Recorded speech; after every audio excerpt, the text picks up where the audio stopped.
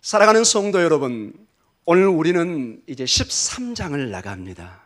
여기에 처음으로 비유라는 단어가 나옵니다. 우리 주님께서 3절에 예수께서 비유로 파라볼레, 여러 비유 말씀이 이미 있었지만 처음으로 마태복음에 비유라는 공식적인 단어가 나오고 주님께서 이 하나님 나라의 비밀을 비유를 통해서 말씀하십니다.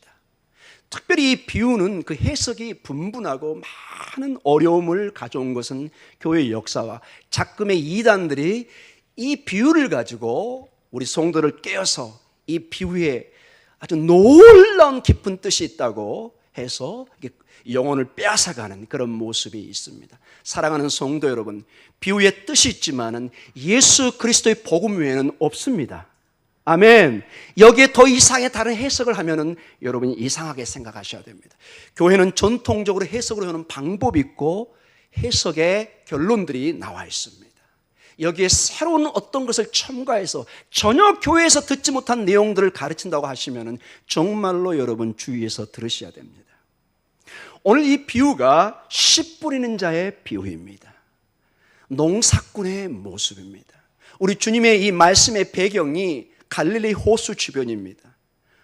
우리는 언뜻 생각에 이 갈릴리 호수는 오직 어부들이 고기를 잡아서 생계를 꾸려가는 것처럼 보이지만 그거는 극히 일부였고, 여러분 이스라엘은 전체가 60% 이상이 사막 지역입니다. 그래서 농사를 짓는데 매우 불리한 조건을 가지고 있습니다. 그러나 놀랍게도 이 갈릴리 호수를 중심으로 이 갈릴리 지역은 이스라엘에서 가장 농사를 지을 수 있는 적당한 땅입니다. 땅도 사막 기후, 어떤 사막처럼 되어 있지 않고, 물론 우리나라에 비하면 전혀 비교할 수 없지만은 이스라엘 자체 환경과 기후로 볼 때 비도 적당히 내리고 가장 농사 짓기에 좋고, 대부분의 여기에 나와 있는 군중과 백성들은 농사를 짓는 사람들이었습니다. 그래서 오늘 주님께서 이 농사꾼이 씨를 뿌리는 비유를 통해서 하나님의 나라의 비밀을 설명하고 있다는 것을 우리가 전제 조건으로 볼 때 훨씬 이 말씀을 깊게 이해할 수 있을 것입니다. 그리고 지금은 우리가 전부 다 서울에 살면서 농사를 많이 짓지 않습니다. 물론 주말 농장 같은 것도 꾸려갈 수 있지만, 그러나 옛날에 상당수의 우리 한국의 민족도 농사가 주 사업이었던 것을 우리는 기억합니다. 그래서 오늘 이 비유의 말씀은 주님께서 이 백성들에게 친숙한 그들의 환경의 예를 들으면서 하나님 나라의 진리를 설명하는 것을 보게 됩니다. 오늘 3절에 보니까 우리 3절 같이 읽도록 하겠습니다. 같이 읽겠습니다. 예수께서 비유로 여러 가지를 그들에게 말씀하여 이르시되 씨를 뿌리는 자가 뿌리러 나가서, 비유의 말씀이 오늘 첫 모습이 씨 뿌리는 자가 있고 씨가 있습니다. 이건 전통적으로 우리 교회에서는 이 씨 뿌리는 자를 예수님으로 해석을 합니다. 물론 이 예수님 이후에 제자들과 교회로 이걸 표현할 수 있습니다. 그리고 이 씨는 우리 주님의 말씀입니다. 복음의 말씀, 하나님의 말씀을 씨로 우리는 전통적으로 해석을 해옵니다. 자, 이러한 배경 속에 오늘 본문을 통해서 우리 교회에게 하나님이 주시는 이 비유를 통한 어떤 말씀이 있는가 도전을 나누기를 원합니다. 이 전체적인 이 씨 뿌리는 비유에는 세 가지 점이 강력하게 강조가 되어 있습니다. 몇 가지요? 세 가지 점이 강조되어 있습니다. 먼저 씨를 뿌리는 것입니다. 씨를 뿌리는 것이 강조되고 있습니다. 그리고 이 씨가 뿌려서 자라나는, 성장하는, 수확하는 것이 강조되고 있습니다. 그리고 마지막에 9절에 뭐라고 되어 있죠? 귀 있는 자는 들으라. 들으라는 말이 강조되고 있습니다. 이 세 가지 점을 집중적으로 우리가 보면서 오늘 하나님께서 씨를 뿌리는 문제와 이것을 자라나게 하는 문제와 이것을 심각하게 듣는 문제가 얼마나 중요한가, 우리 주님의 비유를 직접 보면서 우리가 도전을 받기를 원합니다. 먼저 씨를 뿌리는 문제입니다. 우리는 본문의 비유를 통해서 농부가 씨를 뿌리는데 그 뿌리는 초점이 없는 것을 보게 됩니다. 이게 무슨 말일까요? 자, 우리는 대개 씨를 뿌리면은 어떤 특정 밭이나 장소에 뿌려지는데 오늘 본문을 통해서 보면은 네 군데로 이게 뿌려집니다. 몇 군데요? 네 군데라는 것입니다. 자, 먼저 한번 보겠습니다. 4절을 한번 보도록 하겠습니다. 4절 같이 읽겠습니다. 시작. 뿌릴새 덜어는 길가에 떨어짐에 새들이 와서 먹어버렸고. 자, 첫 번째 이 씨가 길가에 떨어집니다. 그래서 새들이 먹는다고 얘기합니다. 자, 일단 길가에 떨어집니다. 두 번째로 5절을 같이 읽도록 하겠습니다. 덜어는 흙이 얕은 돌밭에 떨어짐에 흙이 깊지 아니하므로 곧 싹이 나오나. 자, 이제는 어디에 떨어지죠? 흙이 얕은 돌밭에 떨어집니다. 그래서 6절에 해가 돋은 후에 타서 뿌리가 없으므로 말랐고, 이 뿌리를 깊이 내리지 못하기 때문에 곧 타서 없어져 버리는 것을 보게 됩니다. 그 다음에 우리 7절을 같이 읽도록 하겠습니다. 덜어는 가시떨기 위에 떨어짐에 가시가 자라서 기운을 막았고, 어떤 씨앗은 엉겅기 같은 어떤 가시덤불에 떨어져서 이 씨가 자랄 때 이 기운에 갇혀서 그냥 기운을 막아버렸다고 얘기를 하고 있습니다. 이제 네 번째 밭을 보도록 하겠습니다. 8절을 같이 읽도록 하겠습니다. 덜어는 좋은 땅에 떨어짐에 어떤 것은 100배, 어떤 것은 60배, 어떤 것은 30배의 결실을 하였느니라. 자, 길가에 떨어지는 씨가 있습니다. 돌밭에 떨어지는 씨가 있습니다. 가시떨기 위에 떨어지는 씨가 있습니다. 그리고 좋은 땅, 옥토에 떨어지는 씨가 있습니다. 이것을 어떤 학자는 아주 저는 통찰력 있어 이 학자의 견해를 한번 가져와 봤습니다. 이 본문을 교회에게 이렇게 해석을 했습니다. 한번 들어보시기 바랍니다. 계속해서 씨를 뿌리십시오. 계속해서 복음을 선포하십시오. 하나님 나라의 궁유를 뿌리십시오. 우리가 비록 어떤 길인지 혹은 어떤 밭인지 잘 모를 때도 있지만은, 그리고 우리가 항상 볼 수도 알지도 모르는 장소이지만은 지금 하나님 나라의 크나큰 수확이 밭에서 풍성하게 자라고 있습니다. 그러니 씨를 뿌리십시오. 이렇게 이 해석을 했습니다. 이 해석이 왜 중요하냐면 초대교회 모습을 보면 이게 굉장히 큰 통찰력을 준 해석입니다. 초대교회는 이 비유의 말씀에 큰 위로와 격려를 받았습니다. 여러분, 이 마태복음이라는 것은 예수님이 돌아가신 이후에 몇십 년 후에 교회 공동체에 적은 복음서입니다. 이 말씀을 봤을 때는 주님의 말씀이 그대로 그들의 삶에 적용되고 있는 것이라는 것을 잊지 마시기 바랍니다. 초대교회는 마치 사도행전의 그 교회의 그 초대교회는 그들의 하나님 나라를 위한 애쓰고 수고하는 모든 노력이 다 풍성한 결실과 수확을 거둘 수 없다는 진리를 이미 이 비유를 통해서 알고 있었던 것입니다. 우리의 교회의 일이 항상 성공하지 못합니다. 항상 웃음꽃과 즐거움만 있는 것이 아닙니다. 복음을 들고 나갔을 때 항상 환영받지 못합니다. 대부분은 때로는 핍박과 박괴와 때로는 순교와 고난이 동시에 있는 것을 이 비유를 통해서 그들은 이해하기 시작했다는 것입니다. 어떤 씨앗은 비옥한 땅에 떨어져 풍성한 열매를 맺지만은 어떤 또 다른 씨앗은 다른 곳에 떨어져 잃어버리는 존재가 될 수도 있다는 것입니다. 모든 씨앗이 좋은 땅에만 떨어지는 것이 아니라 길가에, 더러는 흙이 얕은 돌밭에, 더러는 가시떨기에 떨어져서 그 생명을 제대로 발하지 못하는 것을 볼 수가 있습니다. 그러나 교회는 포기하지 않고 씨를 뿌려야 된다고 말씀하고 있는 것입니다.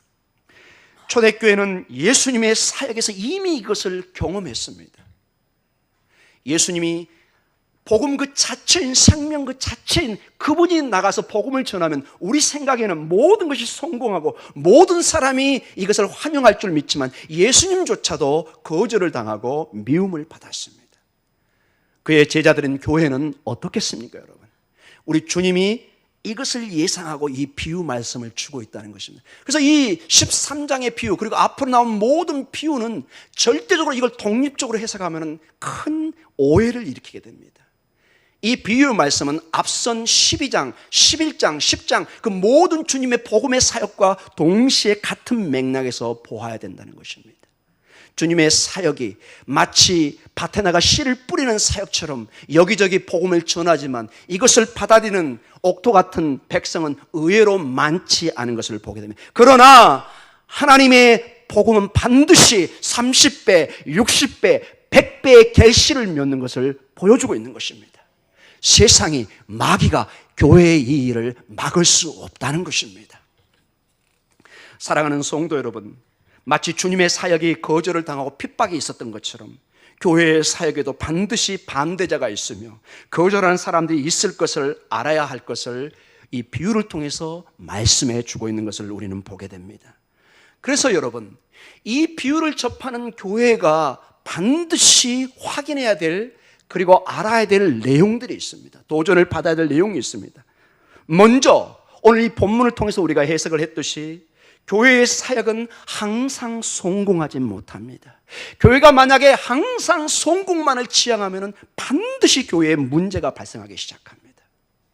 사랑하는 성도 여러분, 교회의 연약함을, 때로는 실패할 수 있다는 것을 반드시 보셔야 됩니다. 그래야만이 다시 일어날 수 있는 힘을 얻습니다. 성공만을 생각하다가는 실패를 당했을 때 어마어마한 시험에 드는 것을 보게 됩니다. 그래서 교회는 알아야 될 것이 실패는 교회의 사역의 한 부분이라는 것입니다. 여러분, 그것이 인정이 되시나요? 인정이 안 돼도 이 말씀이 그렇게 얘기하고 있기 때문에 우리는 아멘으로 받아들여야 됩니다. 오늘 비유의 말씀에서 여러분 4분의 1, 오직 4군데 중에 한 곳만 씨앗이 내려서 성공을 했습니다. 한 씨앗만 성공했다는 것을 기억해야 됩니다. 그러나 물론 이것이 우리를 절망으로 인도하지는 않습니다. 그러나 모든 씨앗이 다 발화를 해서 풍성한 수확을 거둘 수 없다는 이 엄연한 영적인 세상의 사실을 우리는 알고 직시해야 된다는 것입니다. 그래서 우리는 어떻게 될까요? 우리는 복음을 전할 때 이게 옥토밭인지, 이게 길가인지, 돌짝인지, 엉겅퀴인지 사실 우리는 잘 모릅니다. 오직 하나님만 아십니다. 아멘. 그래서 우리는 모든 다양한 방법을 통해서 복음을 전해야 되는 것입니다. 땅끝까지 이르러서 아프리카에, 아시아에, 남미에 어디든 전해야 됩니다. 그것이 옥토밭인지 갓인지 길인지 우리는 모릅니다. 우리의 책임은 다양한 방법을 통해서 복음을 전해야 된다는 것입니다. 많은 씨들을 여기저기에 뿌려보아야 합니다. 그리고 어떤 결과가 나오는지 우리는 지켜봐야 되는 것입니다. 그 결과는 하나님의 책임입니다. 우리의 책임이 아닙니다. 우리의 책임 뭐죠? 복음을 전파하는 것, 복음을 전하는 것, 씨를 뿌리는 것입니다. 그리고 교회가 반드시 명심해야 될 것이, 이 일을 하면서 교회는 실패를 두려워해서는 안 됩니다. 어떤 사역을 시도해보지도 않으면서 교회가 실패를 두려워해서 어떤 일을 하지 않으면 위험에 노출되지는 않을 것입니다. 그러나 명심해야 됩니다.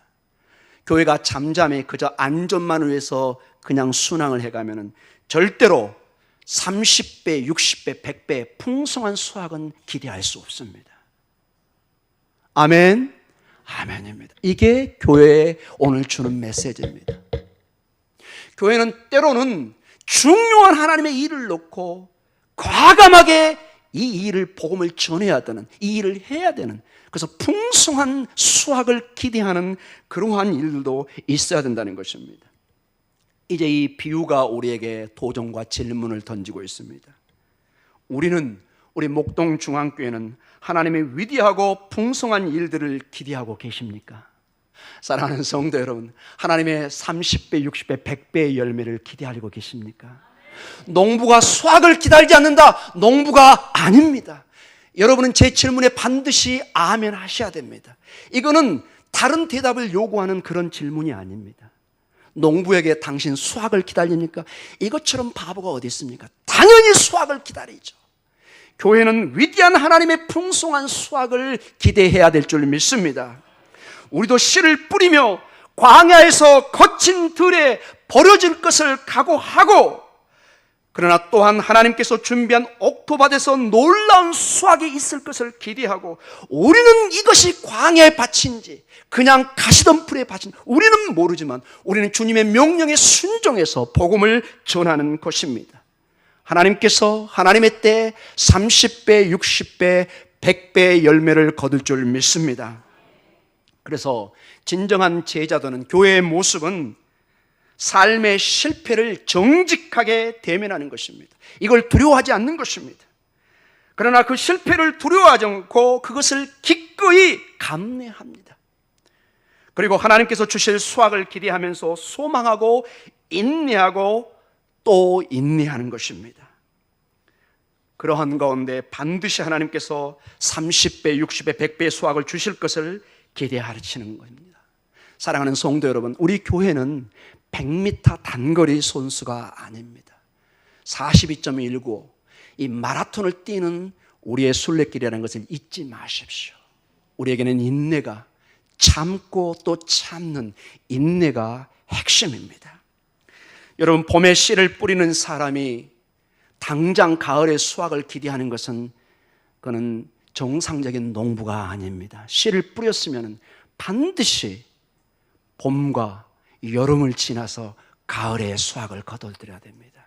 이게 하나님의 우주의 진리고 우리 영적인 세계도 동일합니다.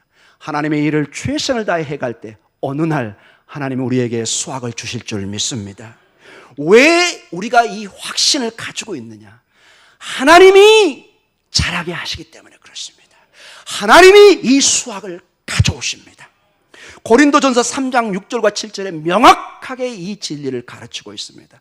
우리 같이 한번 읽어보도록 하겠습니다. 시작. 나는 심었고 아볼로는 물을 주었을 때 오직 하나님께서 자라나게 하셨나니 그런즉 심은 이나 물 주는 이는 아무것도 아니라도 오직 자라게 하시는 이는 하나님뿐이시라. 아멘. 하나님이 자라게 하십니다. 하나님이 여러분의 가정을 자라게 하시고 수확하게 하실 줄 믿습니다. 이 믿음으로 담대히 나아가십시오. 오늘 당장 어떤 일이 일비하지 마시고 참고 인내하고 하나님의 신실함을 믿고 나갈 때 하나님의 때, 하나님의 가을의 때 반드시 수확으로 응답할 줄 믿습니다. 모든 것에 합력하여 선을 이루신 그 하나님은 절대로 우리를 실망시키지 않습니다. 그러나 기다리셔야 됩니다. 기다리셔야 됩니다. 두 번째로 자라남의 문제입니다. 자라남. 씨를 뿌렸으면 이제 자라나는 문제가 우리에게 다가오고 있습니다. 농부는 밭에 나가 농사를 준비할 때 고된 일들을 각오해야 됩니다. 자, 이제 처음으로 우리 11시 예배에 여러분을 주말 농장으로 초대하도록 하겠습니다. 사랑하는 성도 여러분, 우리가 저 시골에 가서 농사를 지을 수 없습니다. 이제 여러분의 텃밭이나 옥상, 좀 여유 있는 분들은 주말 농장을 생각해 보십시오. 봄에 밭을 갈고 그 밭에 돌들을 다 집어내고 이제 농사질 준비를 합니다. 어떤 모종들은 그냥 심으면 안 되기 때문에 하우스나 비닐하우스를 만들어서 그것을 심고 키워야 됩니다. 거기에 물을 주고 거름을 주어서 잘 자라게 합니다. 근데 그게 끝인가요? 아니죠. 그 모종이 이제 어느 정도 자라면 어디로 옮겨야 되죠? 밭으로 옮겨야 됩니다. 우리 목사님 너무나 당연한 얘기를 하시네요. 당연한 게 농사의 방법이죠. 옮겨와서 심었는데 이제부터가 문제입니다. 제가 심어보니까 문제는 밤에 나오는 벌레들입니다. 이 벌레들이 밤에만 나와서 이 배춧잎을, 이 떡잎을 먹어버리기 시작합니다. 제 기억에 그래서 후레쉬를 들고 가가지고 비춰보면서 잡았던 지금 기억이 있습니다. 여러분, 벌레만 있습니까? 때로는 어느 날 기후가 달라지면서 서리도 내립니다. 그래서 이 식물들이 굉장히 고통을 당할 때도 있습니다. 이제 좀 자라면은 여기서 끝나는 것이 아니라 고란이라는 놈이 나타납니다. 죄송합니다. 이 놈을 써서 예쁜 짐승을. 이놈들이 또 먹이가 부족하면 와서 여러분의 텃밭을 먹기 시작합니다. 더 무서운 놈이 있습니다. 요즘에는 멧돼지가 나타나서 막 뒤집어 엎기 시작합니다. 그 소중한 고구마를 싹 엎어버립니다. 큰일 날 일입니다, 여러분. 토끼 짐승들이 와서 만만치 않게 피해를 줍니다. 여러분, 이것뿐입니까, 여러분? 날씨는 어떻습니까, 여러분? 장마 때 호우가 와서 싹 쓸어가 버릴 수도 있습니다. 태풍이 불어서 그 좋은 과일나무를 다 부러뜨리고 그 고추나무를 다 쓰러뜨릴 수도 있습니다. 이 모든 것을 이겨내고 가을에, 여름에 여러분 손에 토마토가, 고추가 여러분 손에 들리는 것, 이건 기적입니다. 아멘. 여러분, 이 농산물이 소리 올라오는 거 절대로 쉽지 않습니다. 제가 어렸을 때 밥을 먹다가 밥풀을 떨어뜨리고 그냥 놔두면 부모님께 혼났던 기억이 납니다. 그 쌀알이 어떻게 준비된 건데 그걸 떨어뜨리냐고, 당장 주워 먹으라고. 아무 소리 않고 그걸 주워서 먹었던 생각이 납니다. 사랑하는 성도 여러분, 이 쌀한톨이 생길 때 수많은 수고와 노고가 있는 것을 보게 됩니다. 그래서 이러한 수고와 어려움 그리고 수많은 난관을 뚫고 수확하는 여러분의 토마토, 배추, 수박도 뭐가 있나요? 고추, 가지, 과일들, 이거는 기적 그 자체입니다. 여러분, 그렇게 지은 농산물은 저 마트에서 사와서 몇천 원 주고 사온 거하고는 비교가 안 됩니다. 손이 떨리고 그냥 입에서 그냥 천국이 왔다 갔다 합니다. 사랑하는 성도 여러분, 이 비유의 말씀이 바로 우리의 신앙의 생활과 너무나 유사하다는 것입니다. 자, 이 자라게 하는 이 과정이 여기서 중요한 점이 무엇일까요? 자, 모든 씨들은 동일하게 땅에 뿌려지고 자란다고 여러분 이제 한번 가정을 해보십시다. 동일한 씨에 주말 농장에 씨가 뿌려졌습니다. 자, 여기에 그러나 가장 중요한 것이 이 씨가 자라는 주변 환경이 그 열매와 수확을 결정되는 것을 우리가 알게 됩니다. 이 씨가 자랄 때 주변 환경이 어떤 환경에 따라서 완전히 그 결과가 달라질 수 있다는 것입니다. 그래서 우리 주님은 농부나 종언지기가 알고 있는 사실을 정확하게 알고 있었던 것입니다. 오늘 우리는 이 비유에서 알 수 있는 것이 좋은 환경은 건강한 식물을 만들어냅니다. 아멘이죠? 이건 상식입니다. 좋은 환경을 만들어주면 그 열매는, 그 식물은 무럭무럭 자라서 건강한 수확을, 풍성한 수확을 낼 수 있습니다. 반대로 나쁜 환경이 주어지면 식물은 잘 못 자라거나 결국 죽을 수도 있습니다. 오늘 이 비유에서 사랑하는 성도 여러분, 어떤 사람은 좋은 땅, 곧 옥토에서 하나님의 말씀을 듣고 그것을 강하게 붙드는 자는 열매를 먹고 큰 수확을 얻습니다. 옥토에 떨어진 그 열매는 30배, 60배, 100배 큰 수확을 얻습니다. 그러나 어떤 사람은 환경이 좋지 않은 잡초와 돌 그리고 가시 등에 희생되어서 그들은 제대로 수확도 얻지 못하고 그냥 끝나버리는 인생처럼 비유가 끝나고 있습니다. 자, 이 말씀에서 우리는 어떤 도전을 받아야 되겠습니까?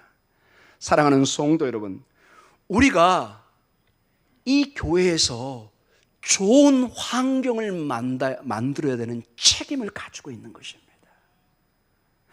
우리가 마치 이 밭에 좋은 환경을 만들어서 그 식물이 잘 자랄 수 있게 하는 것처럼 여러분과 제가 사랑과 돌봄, 기쁨, 이러한 좋은 환경을 이 좋은 땅에 제공해 주는 것이, 즉 우리가 이러한 사랑과 돌봄 그리고 감사와 기쁨으로 믿음으로 돌보는 것이 바로 우리 주님이 오늘 우리에게 바라는 이 교회에 기대하는 것이라는 것입니다.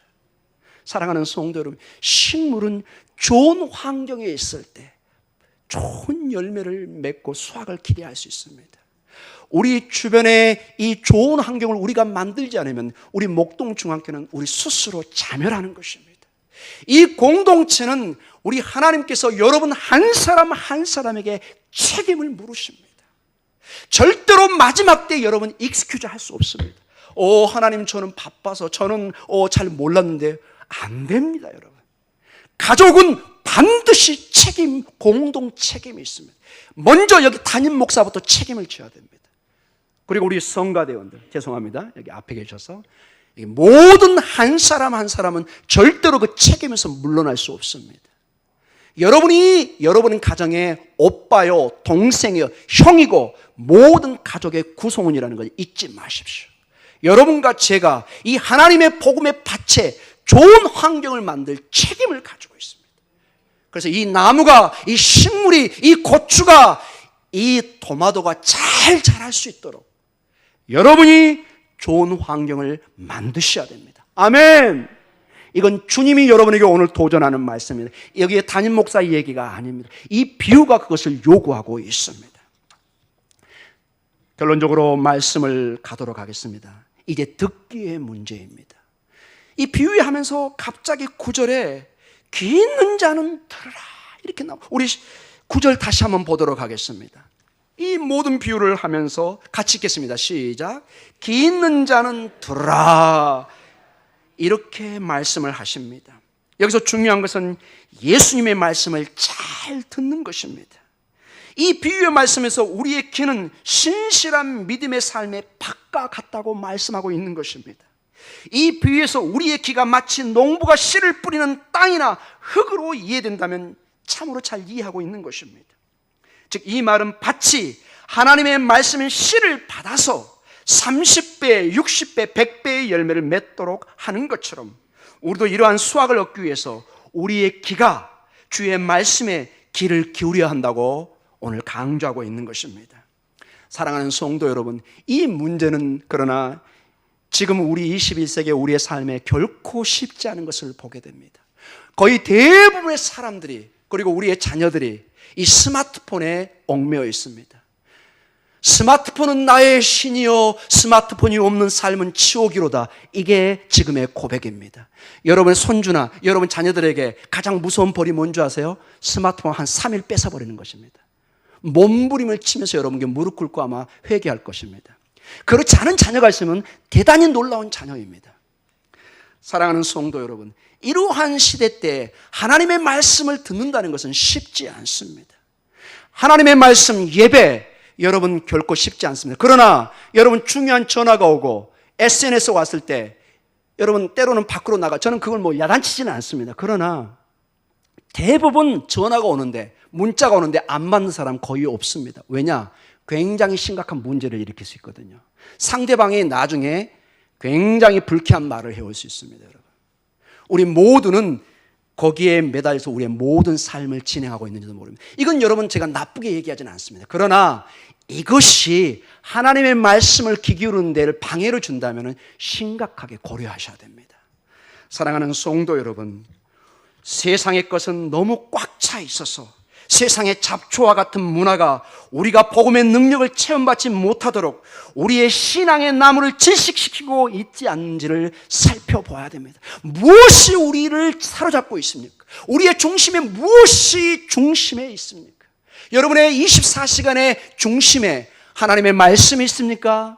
아니면 스마트폰이나 다른 일이 있습니까? 다시 한번 생각해 보십시오. 사랑하는 성도 여러분, 최근에 경주에 지진이 일어나면서 지인의 연락이 왔는데 교회에 갑자기 새벽 예배와 예배에 막 몰려들기 시작한다고 그럽니다. 우리 교회를 저 포항이나 경주로 옮길 생각도 한번 해보겠습니다. 사랑하는 성도 여러분, 왜 하나님이 땅을 흔들려야 정신을 차립니까? 왜 평상시에 깨어서 기도하지 못합니까, 여러분? 왜 위기가 닥쳤을 때만 하나님 앞에서 여러분 몸부림치십니까? 평상시 영적인 힘을 기르셔야 됩니다. 하나님의 말씀으로 평상시 세 끼를 제대로 먹어야 건강을 유지할 수 있습니다. 여러분, 갑자기 한 달 만에 막 음식을 먹으면 병원에 실려가십니다. 여러분, 신앙생활은 그렇게 하면은 여러분 절대로 성숙을 가져올 수 없습니다. 매일 삶 속에 새끼를 먹듯이 매일 하나님의 말씀을 들어야 됩니다. 매일 하나님의 말씀에 귀를 기울여야 될 줄 믿습니다. 왜냐? 이 생명의 말씀이 우리가 듣지 않으면 우리가 죽기 때문에 그렇습니다. 우리가 영적으로 성숙하고 환난과 고난과 핍박을 이겨낼 수 있는 길은 오직 하나님의 말씀에 귀를 기울일 때 그 말씀이 우리에게 능력이 되어서 이제 더 이상 문제가 나보다 커져 있는 것이 아니라 하나님의 말씀이 커져서 그 문제를 누리기 시작합니다. 그러나 하나님이 우리에게 멀어지면 점점 하나님은 작아지고 문제는 커져서 나를 짓누르기 시작하고 때로는 교회를 떠나버리고 교회에 원망하고 하나님을 원망하는 모습을 보게 됩니다. 건강한 신앙의 모습은 아닌 걸로 보입니다. 하나님의 말씀은 내 발의 등이요 내 길의 빛입니다. 내 발의 등이요 내 길의 빛이라는 것은 이 말씀이 없으면 앞길을 갈 수 없다는 것입니다. 하나님의 말씀만이 우리의 길을 인도해 줄 수 있습니다. 그래서 여러분, 신명기 6장 4절과 6절에 이스라엘에 수천 년을 내려오는 가장 중요한 교육의 어떤 표처럼 암송되는 말씀이 있습니다. 우리 같이 읽어보도록 하겠습니다. 신명기 6장 4절과 6절입니다. 같이 읽겠습니다. 이스라엘아 들어라. 우리 하나님 여호와는 오직 유일한 여호와이시니 너는 마음을 다하고 뜻을 다하고 힘을 다하여 내 하나님 여호와를 사랑하라. 오늘 내가 네게 명하는 이 말씀을 너는 마음에 새기고. 아멘. 정말로 유대인들은 매일 새벽마다 하루에 거의 5번 이 말씀을 암송합니다. 슈마 이스라엘 아도나이 엘레카이노 아도나이 에하드. 그냥 이 말씀을 계속 암송합니다. 들어라 이스라엘. 그리고 6절에 이것을 마음에 새기라고 얘기하고 있습니다. 그저 한 귀로 들어서 한 귀로 나가버리는 것이 아니라 정말 마음에 새겨서 생명이 되도록 하라고 말씀을 하고 있습니다. 이것이 유대인들을 지금까지 오게 했고 위대한 한 민족으로서 지금도 역사의 한 장을 쓰게 하고 계십니다. 오늘 우리 목동중앙교회 여러분과 우리의 자녀들이 이 하나님의 말씀을 들을 때 위대한 하나님의 역사를 써갈 줄 믿습니다. 30배, 60배, 100배의 위대한 꿈과 비전의 수확을 거둘 줄 믿습니다. 이 말씀의 씨를 뿌리는 자, 이 말씀을 듣는 자, 거기에 축복이 생명이 있는 줄 믿습니다. 이제 결론의 말씀입니다. 오늘 우리가 마태복음 13장 3절에 보면은 이런 식으로 말씀이 시작됩니다. 같이 한번 읽어보겠습니다. 마태복음 13장 3절입니다. 같이 읽겠습니다. 예수께서 비유로 여러 가지를 그들에게 말씀하여 이르시되 씨를 뿌리는 자가 뿌리러 나가서. 자, 우리 번역은 이렇게 되어 있는데 여기 뭐가 또 하나 빠졌습니다. 빠졌다 할 때 제가 주로 가져오는 게 뭐죠? 보아라, 이두. 이 말이 아쉽게도 또 빠져 있습니다. 이 중요한 말이 이렇게 됩니다. 예수께서 비유로 여러 가지를 그들에게 말씀하여 이르시되 보라 이두 씨를 뿌리는 자가 뿌리러 나가서. 하나님의 위대한 어떤 일들이 일어날 것을 너희가 보라고 말씀하십니다. 이 실질적인 비유가 해석되는 그 첫 단어에 보라는 단어가 먼저 나오고 있습니다. 보아라 look 이렇게 나와 있습니다. 그리고 이 비유가 끝나는 9절에 귀 있는 자는 들으라. listen 이렇게 나와요. 보고 들으라. 이렇게 이 비유가 딱 이렇게 아물러져 있습니다. 사랑하는 성도 여러분, 이 단어가 왜 이렇게 중요하게 나와 있을까요? 여기서 말씀하는 것은 보아라. 하나님께서, 예수님께서 무엇을 말씀하신지를 너희가 보아라. 그리고 들으라. 예수님께서 말씀하신 것이 무슨 뜻인지. 사랑하는 성도 여러분, 우리는 하나님의 말씀을 보고 그 뜻이 무엇인지를 듣는 그 영적인 길을 가져야 될 줄 믿습니다. 이 말씀은 너희들의 생명이, 삶이 이것에 달려있다고 강조하는 것입니다. 우리가 주의 말씀을 보지 않고 듣지 않으면 우리의 생명도 보장할 수 없다는 것입니다. 그래서 우리는 다음과 같이 주님께 기도해야 됩니다. 주님, 우리가 주님의 말씀을 보고 들어서 주님께 열매 맺는 삶을 살게 해 주시옵소서. 어떤 특정한 계절에만 열매를 맺는 것이 아니라 항상 영적인 열매를 맺게 해 주시옵소서. 지금은 은혜 받을 만한 때요, 하나님이 역사하는 때요. 저는 특별히 우리 교회에 성령의 바람이 불고 있다고 믿고 있습니다. 에스겔 골짜기의 마른 뼈다귀 위에 생명이 임하여서 하나님의 군대를 만들며 하나님의 역사를 이루듯이 이 목동 중앙교회에 하나님의 역사가 진행되고 있다고 저는 믿고 있습니다. 이 복음의 능력에 여러분 눈을 뜨고 보시고 이 말씀을 귀를 기울여서 들으셔서 여러분의 삶과 이 공동체에 하나님의 위대한 역사와 수확의 계절이 오기를 간절히 기도합니다. 우리 기도하겠습니다.